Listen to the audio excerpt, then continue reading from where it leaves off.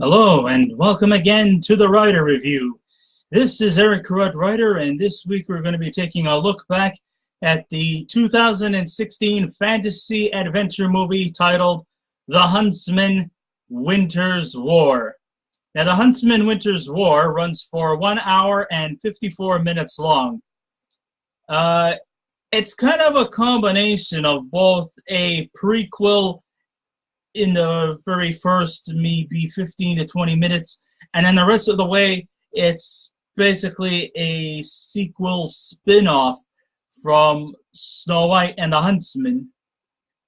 It's under a new director. This time it's Cedric Nicholas Troyan. It is produced by Joe Roth. The script was done by Evan Spiliotopoulos and Craig Mazin, based off of the characters by Evan Dotry. The score was done by James Newton Howard. The cinematography by Phaedon Papamichael. And it was edited by Conrad Buff. And the stars of the movie are Chris Hemsworth, Jessica Chastain, Emily Blunt, Charlize Theron. We also have Nick Frost and Rob Brydon. They return as, the two members of the Seven Dwarfs, which I'm going to sort of delve into a little bit on in my program. So, according to legend, the reason why Rupert Sanders, who was the original director of Snow White and the Huntsman, and Kristen Stewart, who played Snow White, the reason why they were blackballed from the Huntsman Winters War was due to, if memory serves me correctly, some esoteric affair that they had during the 2012 film Snow White and the Huntsman.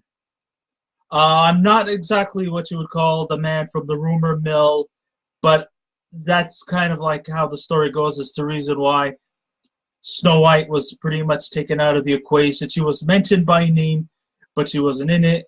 And the reason why they changed directors was because of this whole debacle between Kristen Stewart and Rupert Sanders. I'll take that as a possibility. I guess that's fine. But if that's the case, then why were all but two members of the Seven Dwarfs came back, and the other five didn't get a call back? That I kind of wonder. Did they also have something to do with the Rupert Sanders Kristen Stewart thing? Who knows? I doubt it, but I don't know why they didn't get a call back, the other five. I mean, there was two of them that came back. But granted, their absentees didn't really matter as much. Come to think of it, if all the members of the Seven Dwarfs were eliminated from the equation, that would have been just as well. Because they were both fucking useless. I think they were only just used for comic relief and nothing more, nothing less. So with all that said and done, The Huntsman Winters War, this movie definitely proves to be nothing more than a sequel that lacks any kind of fresh ideas or any creative merits, which was never really intended to be filmed, and it was just an excuse to carry maybe this movie out as a potential franchise. Oh, great. Here we go again. To me, it was just recycled ideas from Snow White and the Huntsman and nothing more. This movie was more useless than pits on a bull. That's how bad this movie was. So here we go. The story goes a little something like this. Chris Hemsworth, he returns as the Huntsman, and now he is given a name, Eric. And he once again is on the brink of another epic battle with the evil queen herself, the Ice Queen herself, Ravina, played by Charlize Theron. And she has brought along her younger sister, Freya, played by Emily Blunt, to the scene. You know what's kind of ironic? I just thought of this. But I discovered that the four leading stars, Chris Hemsworth, Jessica Chastain, Charlize Theron, and Emily Blunt, are all from four different continents. Chris Hemsworth is from Australia. Emily Blunt is a Brit, Europe. Charlize Theron, she's born in South Africa. She's African. And as for Jessica Chastain, she was born in California, North America. How ironic. What a coincidence. But still, I digress. Yeah, so he's just back trying to put a stop to Ravina. And all he's doing is just going out about it on another epic adventure. Only this time now we're introduced to Freya. Now, is Freya just as evil as her big sister Ravina? I would probably like to say she is evil, but she probably might have less baggage of wrath than her sister. And I think her conversion to evilness was due to the loss of a child killed by her ex-lover. Now, just like Ravina, Freya also has icicles in her veins. But she's doing this out of spite. So, feeling that love is non-existent, Freya eventually starts to build her own castle, and then she starts recruiting in child orphans, and she has them working incredulously in her castle, training, working their ways to become almost powerful, semi-invincible warriors. She's giving them room and board and all that, but you also have to train, and you have to train rigorously, non-stop. But there's also a catch too. No falling in love. There is, if you end up falling in love, you will be persecuted. She has that big restriction. No love allowed. So she gathers a platoon of highly skilled fighters located in her ice castle, and these fighters who were once children, who were once kidnapped, and now they're trained to become deadly warriors to the point of being quite the untouchables once they reach adulthood. So it just so happens that her two best students were Eric, played by Chris Hemsworth, the fighter was instrumental in helping Snow White defeat Ravina. The other is Sarah, played by Jessica Chastain, who is also just as powerful as Eric. And she also can display a lot of stubbornness and independence too. For the feminists out there, you'll be pleased to know that the women characters are very powerful in this performance. Yes, I know Chris Hemsworth takes the top billing here, but you can't eliminate the fact that Emily Blunt, Ravina, and Jessica Chastain's character, Sarah, they are quite the powerful bunch themselves. So there's quite a bit of girl power in this movie as well. So prior to his supposed death scene for breaking Freya's no-love compromise, Eric is thrown from a cliff but survives, but his lover sadly is placed to her death, or so we think. Obviously, you know,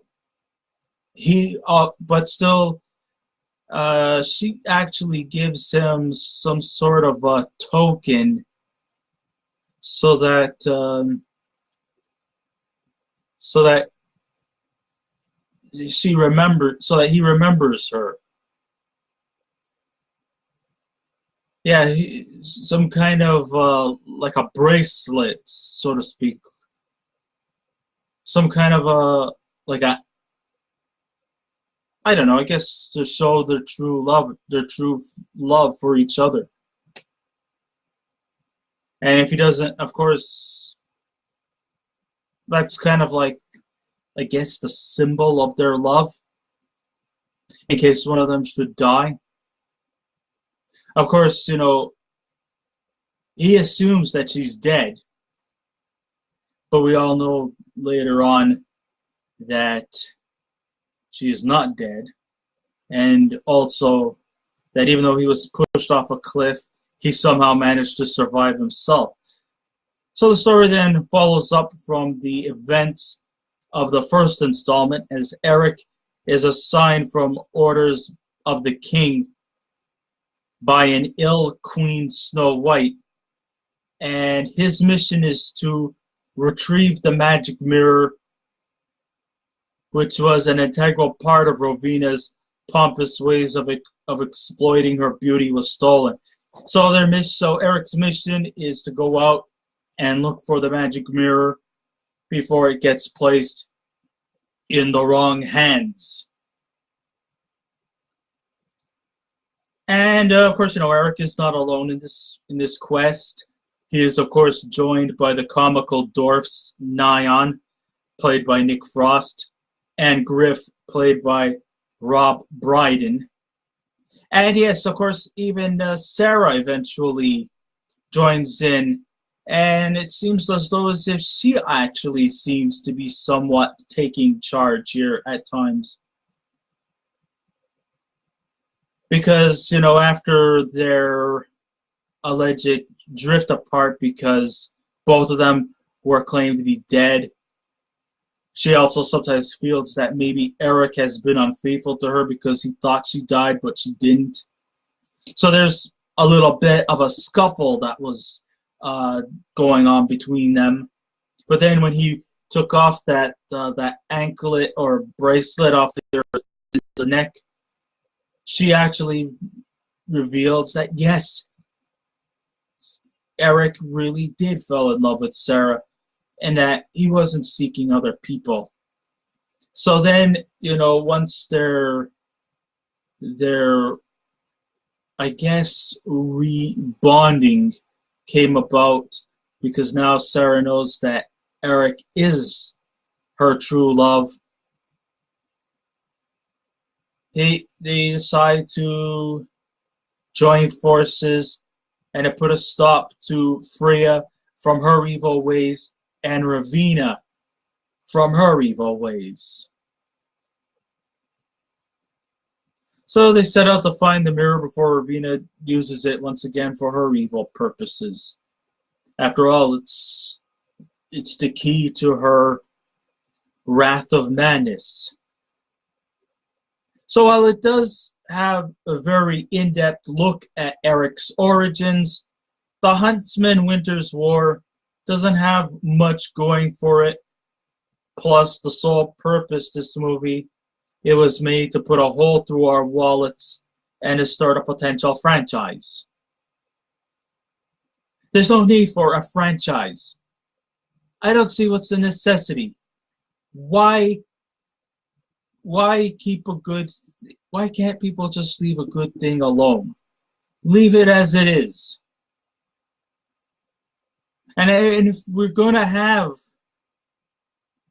a franchise or a third installment, maybe we should try and get Kristen Stewart back to reprise her role of Snow White and to, put the differences aside. That's if she is interested in wanting to reprise the character of Snow White. But if we're going to do a third one, at least do it right. Or at least, show some more character development. I mean, this is kind of like almost like there's still a lot of questions that remain unanswered in this movie. But the best one is, why was this even put out to begin with? Enough said. There's no wide open expansion in their universe. The atmosphere as a whole is opaque and dreary through tone, air, and it seems definitely more lighter than anticipated. Performance-wise, Chris Hemsworth, he was all right as the leading protagonist, and he does well with the material that was given to him, though I still think Chris Hemsworth is better in his role as Thor. The thing is that what lacks here is that his charisma is definitely quite limited in a role that requires a vast amount of it. And to make matters worse, he's forced into speaking in an unorthodox accent in which he's intended to sound a little bit Scottish. But it's just that I think that whenever he was trying to utilize the Scottish accent, the Australians just seems to somewhat like to escape somewhere here and there. And even that's the way I'm speaking right now, with a bit of an over-the-top Australian accent. You see, it just sort of like breaks away from here and there. I mean, he's trying his best to sound Scottish, but he just fails quite miserably in his efforts. I mean, sure, the effort is there. Yeah, no doubt about that. The effort is there. But it just does not seem to materialize very well.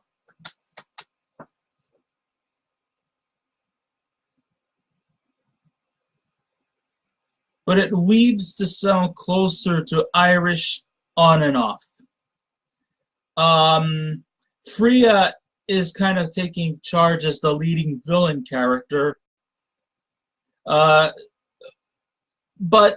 unlike Charlize Theron, who plays Ravina, she's just really just naturally evil, and she plays the evil part very, very convincingly. More so in Snow White and the Huntsman than here. I think she's kind of taking more of a backseat here in this movie and giving more airtime for Freya to play the leading villain. Ravina, she sort of like just pops in and out. In Snow White and the Huntsman, she's like the leading villain character. Here, she's kind of playing more background. But when she does come on, she does make the impact. But however, Freya's villainous character does not have that same level to convince us that she is evil and that she actually has evil manifested in her heart.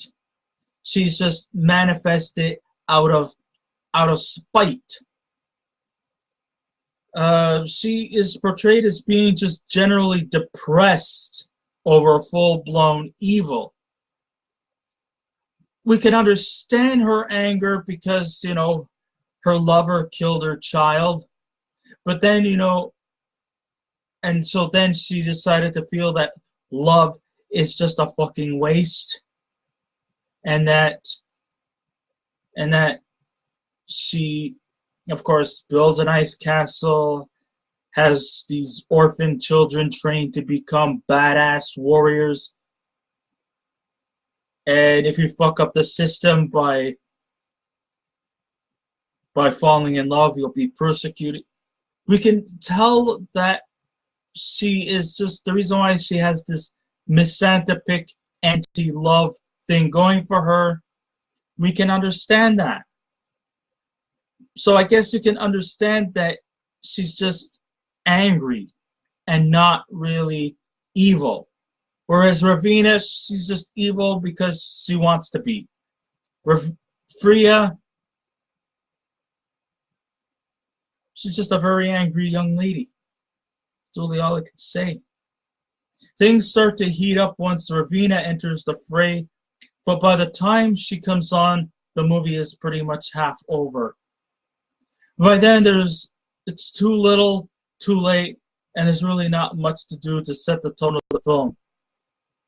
Even Theron's presence with her icy complexions and her flawless beauty could not really necessarily save the film. Of course, people might think that I am against these fantasy story type of films, but that is totally not the case.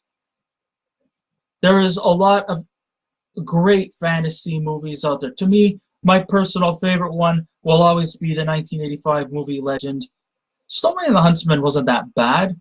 I mean, I've seen all kinds of other, fantasy-themed movies. Never-ending Story. Their sequels were always fun and engaging to watch. And I don't mind, watching movies that have epical stuff to it, like The Lord of the Rings and the Harry Potters and all that. Fantasy can be fun. But this movie just didn't seem to cut it. And I think this movie is just an excuse to set up for what could be a potential franchise. And sometimes I have this sneaky suspicion that at the end of the movie, Ravina did not fully die and that she will be back. There's an indication near the end that kind of tells me that there's bound to be a sequel somewhere in the future. I'm not sure if it's going to be next year or 2 years from now, but I just have that sneaky suspicion we're going to see another Huntsman movie somewhere. It's just a matter of time. So with all that said and done, if I was to give this movie a scale out of 10, I give The Huntsman Winters War a 5. So I guess this ends my writer review for this week. Thank you all for listening in. If you wish to subscribe, if you wish to leave a comment, just remember, be kind, be courteous, and please refer. So until next time, this is Eric Carruth.